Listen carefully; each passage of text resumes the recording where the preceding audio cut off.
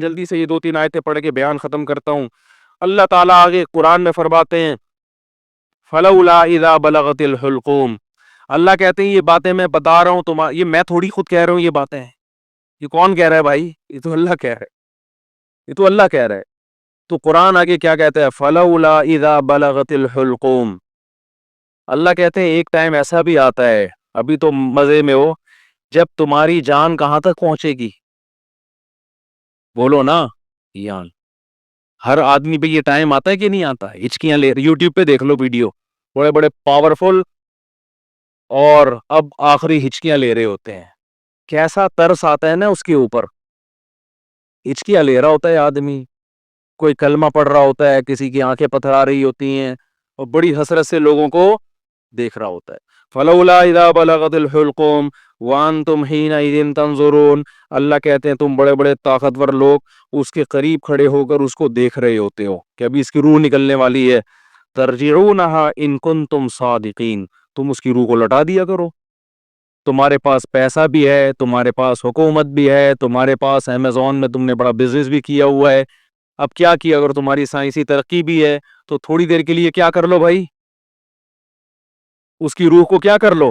تم بھی حسرت سے دیکھ رہے ہوتے ہو کہ ہمارا پیارا ہمارے سامنے دنیا سے جا رہا. یہ تو تمہاری 2 ٹکے کی اوقات ہے. اللہ ہمیں ہماری اوقات بتا رہا ہے.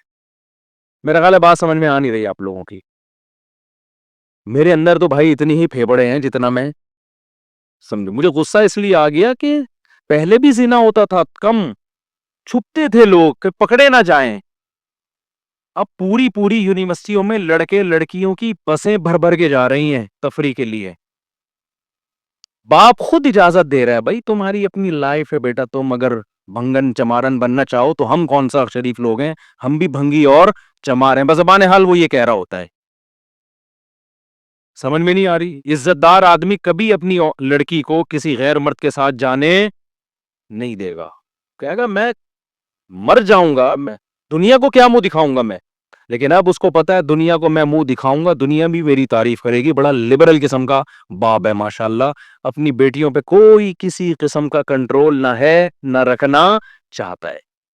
ڈانس کر رہے ہیں اپنی بیٹیوں کے ساتھ, ناچ رہے ہیں اپنی بیٹیوں کے ساتھ, لائکس مل رہے ہیں ان کو, لوگ شیئر کر رہے ہیں ماشاءاللہ جی.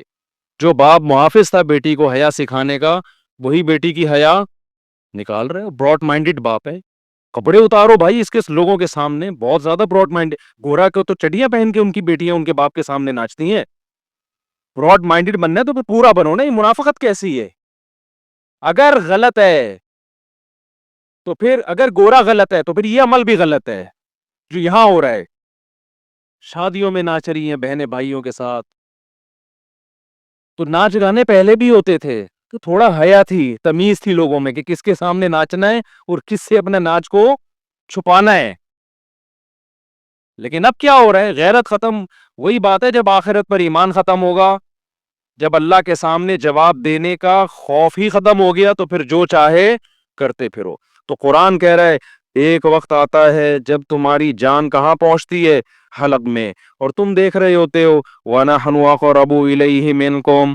اللہ کہتے ہیں جتنے تم اپنے عزیز کے قریب کھڑے ہوتے ہو نا حسرت سے, ہم تم سے بھی زیادہ اس کے قریب ہوتے ہیں اور اس کی کیفیات کو جانتے ہیں ہم. فَلَوْلَا إِن كُنتُمْ غَيْرَ مَدِينِينَ. اللہ کہتے ہیں اگر تم یہ سمجھتے ہو تمہارے اوپر کسی کا کنٹرول ہی نہیں ہے, آزاد ہو, بڑے پاورفل ہو, ترجعونہا ان کنتم صادقین, تو آج اپنی طاقت کا استعمال کرو. یہ تو تمہارا عزیز ہے, تمہارا معشوق ہے, اس کی جدائی تو تم برداشت کر نہیں سکتے, اس کو مرنے سے روک لو. پھر سارے ڈاکٹر عاجز آ جاتے ہیں کہ نہیں آ جاتے؟ سارے ڈاکٹر کیا کہہ دیتے ہیں؟ بھائی ہمارے بس میں نہیں. میں آغا خان میں تھا, اچانک چیخوں کی آواز آئی نا, اچانک عورتیں مردوں کی چیخوں کی آواز آئی. میں ایک دم ڈر گیا, کیا ہوا؟ پتا چلا جی ان کے والد صاحب ان کی ڈیتھ ہوئی ہے. آئے تھے تھوڑی دیر پہلے بالکل ٹھیک ٹھاک تھے بستر پہ, اچانک کوئی ہارٹ اٹیک ہوا یا برین ہیمریج جو کیا ہوا بہرحال. تو وہ ان کو توقع نہیں تھی کہ ہمارا باپ ایسے بھی جا سکتا ہے. تو بچیاں بھی رو رہی ہیں. میں نے کہا یار یہ دیکھو, یہ میں نے ایسے موت کے بہت سارے واقعات دیکھے. گلی میں گزر رہے, چیخو پکار کی آواز آئی, کیا ہوا بھائی؟ پتا چلا جی ڈیتھ ہو گئی.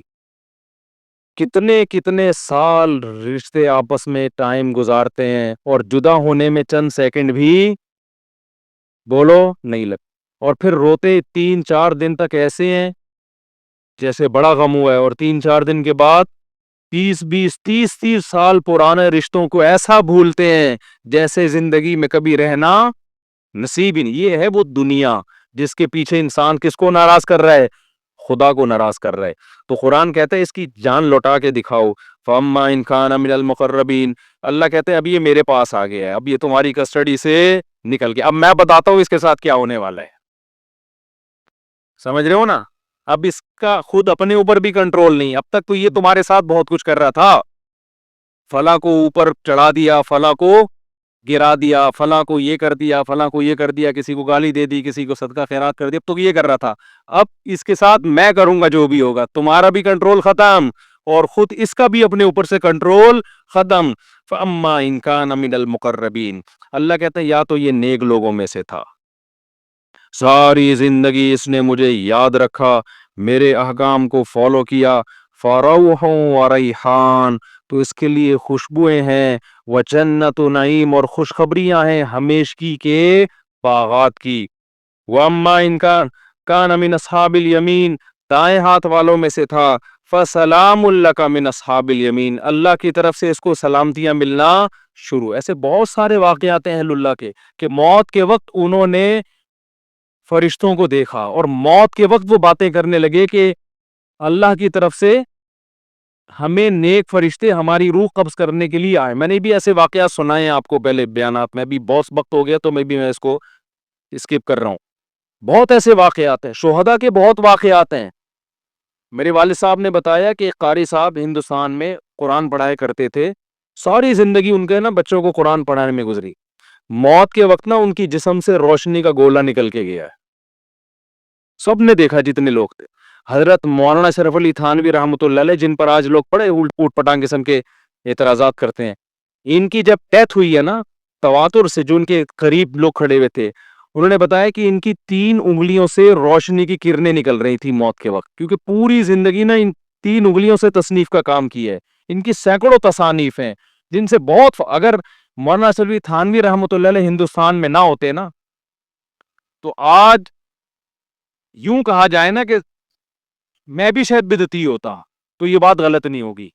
ہندوستان میں جو بدعتوں کو روکنے میں سب سے بڑا کردار ہے وہ مولانا اشرف علی تھانوی رحمۃ اللہ علیہ کا ہے، کیونکہ تصوف میں اتنا غلو ہو گیا تھا کہ 20 قسم کی بدعتیں شامل ہو، پیر پرستی اور تصوف، اس پہ ان کی بہت ساری کتابیں ہیں، وہ بہت کام کیا انہوں نے، کسی کی ملامت کی پرواہ نہیں کی۔ تو انتقال کے وقت کیا تھا؟ کرنیں نکل رہی تھی ان، ایسے بہت ساری کرامتیں ہوتی ہیں۔ تو قرآن کہہ رہا ہے فَرَوْحٌ وَرَيْحَانٌ وَجَنَّتُ نَعِيمٍ وَأَمَّا إِن كَانَ مِنَ الْمُكَذِّبِينَ الضَّالِّينَ، اور اگر گمراہ لوگوں میں سے تھا تو اس کو بتا دیا جاتا ہے فَنُزُلٌ مِّنْ حَمِيمٍ، تیرا ٹھکانہ کھولتا ہوا پانی ہے جو تجھے پلایا جائے گا، وَتَصْلِيَةُ جَحِيمٍ، اور بھڑکتی ہوئی آگ ہے جس میں تجھے داخل کیا جائے گا۔ آخر میں اللہ اس صورت میں کہتے ہیں إِنَّ هَذَا لَهُوَ حَقُّ الْيَقِينِ، اے لوگو یہ جو باتیں ہم کر رہے ہیں ان کو سیاسی بیان نہ سمجھو، یہ یقینی باتیں ہیں۔ فَسَبِّحْ بِاسْمِ رَبِّكَ الْعَظِيمِ، اپنے رب کی کبریائی بیان کرو جو بہت عظمت والا ہے۔